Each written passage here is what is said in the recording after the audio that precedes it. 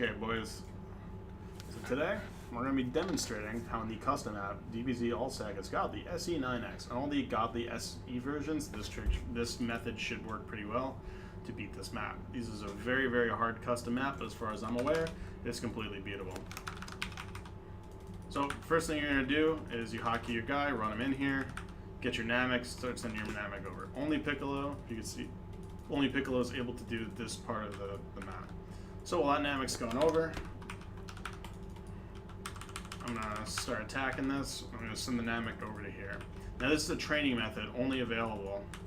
Oh, that thing better not run to the bad place. This is a training method only available to Piccolo. So this is going to show you how Piccolo can basically solo this entire saga. So I'm going to try and max out my attack right now in Carapace. This is a... Whoops. This is a Terran... oh, whoops. I don't have that yet.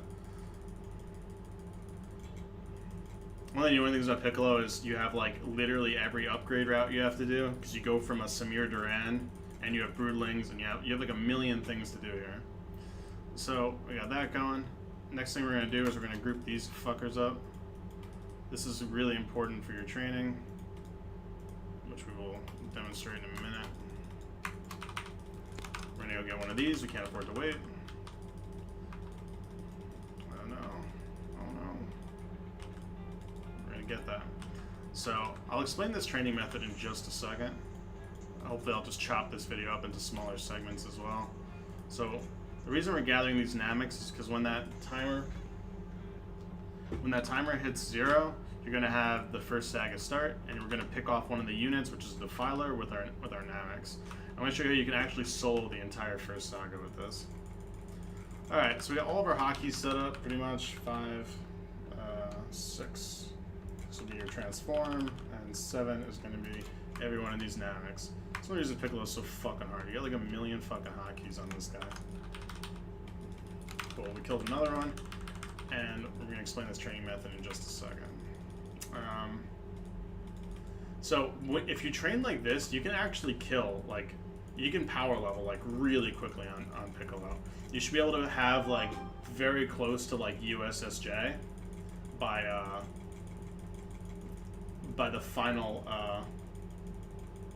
by the final form of Frieza. You should be very, very close to it. You can do it without having the final form, but it's definitely fucking easier. So, the hardest part of the first part of the saga, which I might fail, I've actually only successfully soloed this once, is you actually have to let the Force people, you have to let them push all the way to here, because you can't actually solo them by yourself. You need the help of your other form. You gotta keep all your upgrades active. So the first thing we're gonna do is when the saga starts, we're gonna pick off the vulnerable guy, and then we're gonna keep training until they push all the way to here.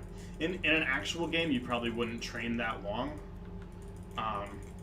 You'd go out sooner with your team, but there's no reason for me to go out earlier because I need to fight them at the very end. So we're gonna start upgrading this. This is gonna be the Defiler that symbolizes Nail in this custom map. Nail is who Piccolo fuses with, and the fucking if you're watching this, you probably know what the fuck Dragon Ball Z is. I don't know why I'm explaining that. Anyway, so we're gonna talk about this training method real quick. So the tactic is you go into intermediate training. So this is Super Saiyan Gohan. You go into intermediate training. You take a Super Saiyan Gohan and you walk to this area and kill him. The Fire Bat itself has to die in this area, and then you walk to where this Namek is. I have this little Namek thing, so Piccolo doesn't have to walk, but any other person who doesn't have another unit they can put here would have to walk over to there to get the bonus. If I'm not on this side, this goes from being worth 1,700, see how it just jumped me 1,700 to about 700. So there's a bonus of about 1,000 from utilizing this method of training. Even doing this map is extremely difficult. I think without doing this, it's probably damn close to impossible. So if you're ever trying to explain this to someone in a game, I've failed to clearly, state this to people. These two dots kind of mark what you have to be to the right to. So if you kill this Goten anywhere in this area, and then walk anywhere into that area, you get the experience. And the other two dots are marked like right here. So you just have to walk to the right of that. It's pretty fucking easy. It's not hard, but if you don't know about it, then it becomes hard. I've played this map an awful lot, so I'm pretty familiar with it. Once again, you got one of the annoying things. This character, I guess, in the game involves a lot of multitasking because you have so many different things you got to upgrade. It's really annoying. And your teammates might get mad at you after that 0-minute mark hits. Because notice, I go from a ghost that has carapace to a fucking marine, and then I have a corsair and that thing as my final forms. So I gotta upgrade like a million different tech trees, and the way it works out and how this like levels is it just takes freaking time. It's super annoying. Oh god. Whew. I thought I healed the last round.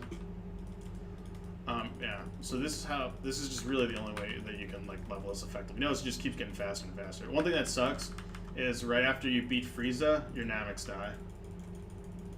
So you will not be able to use this trick in the same way. You just have to manually walk back and forth when that time arrives. So keep in mind, we got our Namek group hotkeyed here. Gildo, who's a defiler, is going to spawn, and then we're going to have to murder. I don't even know why I'm bothering upgrading this. I'm not showing this after Frieza. I could... I don't think I can solo after Frieza. It's not possible. The next one has like mech people who I do reduce damage to and who hurt kind of a lot, so I'd lose to them. Piccolo can handle every single Frieza form by himself. The last Frieza form just requires a lot of micro. This part is pretty hard just because there's a lot of units. So it just kind of it is a little difficult. But it's possible and probably a little luck based. This is the first time I'm going to try and solo it purely by myself. So notice, for the astute observer, you would have noticed this. I already hit my fusion power level. So while we're doing this, we're going to go fucking isolate this cunt. He's going to fucking plague us like a dick. Come on, we gotta fuck with him. Boom. Now he's dead. We go back to our training form and wait. So these are going to head all the way back. I'll probably need every bit of everything from here to like actually hold this.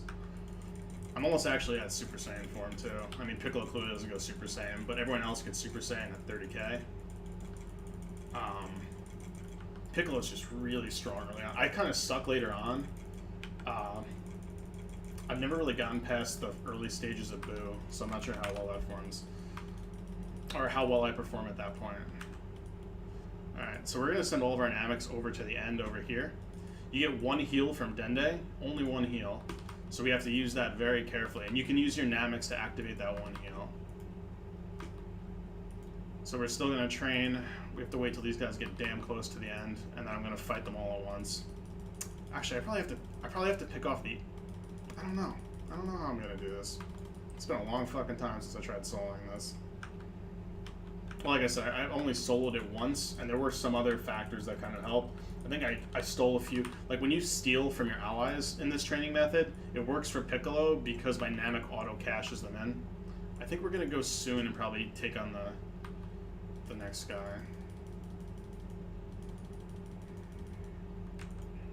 I should probably go now, actually. I'm not sure exactly how far I can push this. I'm gonna take the Muta first, and I'm gonna isolate the Muta. Because the Muta... So, an important thing to know for any map like this is you have to know damage types and how things work. Particularly a map like this where the damage scaling is, like, really fucked. It's, like, really fucking important to know this shit.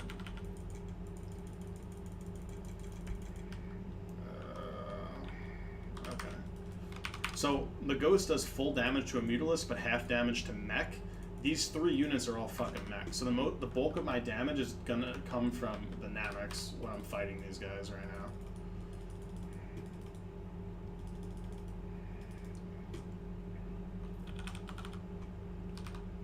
Namex there. I could lose this.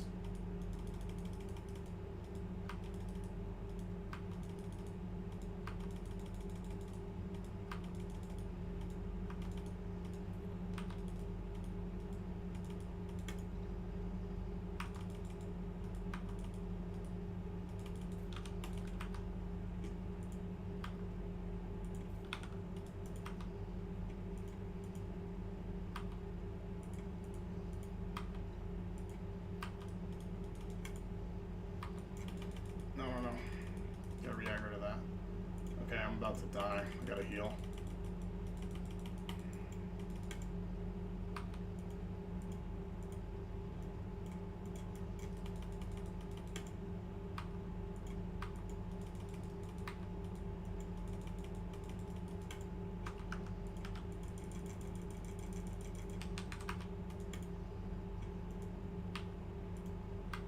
might lose this. I'm gonna lose this probably. They got kind of unlucky and they aggroed. They kept fucking retargeting my Namics. There's probably a timing window where they get forced to like re-attack every so often. I just don't know what that exact window is. Ah, fuck. I think that Wraith was attacking my main Piccolo for too long. Okay, well we kind of gave a good idea of how to do this. So if I got a little luckier with this, I would have won. Or maybe if I was a little stronger. But I'm going to lose because he's going to kill the last stupid fucking egg here. And then shitty nail can only do air to air. I think that kind of gave an idea of how you want to do it. I think I tanked too much. Maybe I should have waited till the meter was over here and that would have worked out. Like I said, the last time I was here, I was probably closer to 40k when I soloed this. So I'd have a little more power, a little more resistance, because he only does 80 damage. Oh shit. Shit. Can't pause. Okay.